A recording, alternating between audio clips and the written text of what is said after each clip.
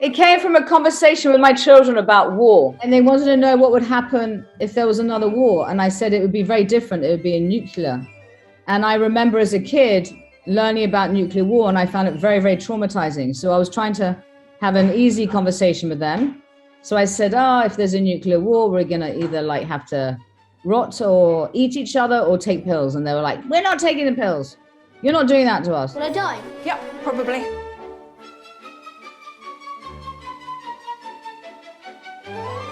Well, Keira came on board first because Matthew Vaughn, he was the first person to attach to the project, and he's a very clever, ambitious man. And he said, who do you want to be in the movie? And I said, well, it's got to be Keira Knightley. She's like, let's reverse the audience expectation. She's like the perfect person because you see Keira on screen, you go, there's a good person. She's a nice woman, you know, and people trust Keira as a character on screen. And I thought it'd be interesting to play with the audience expectation of that. It's just one potato each. Just one for everyone.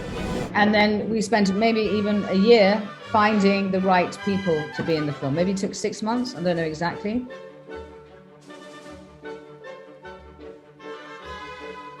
The important thing about the casting and the actors is that I knew they understood the material.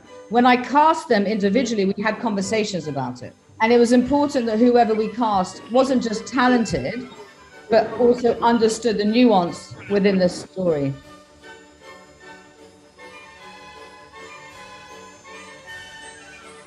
Yes, we have to. Our beautiful children.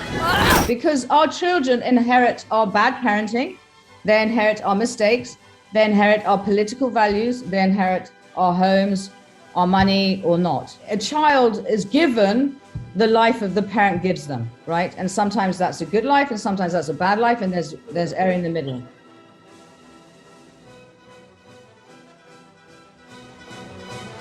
Yes, of course. Of course.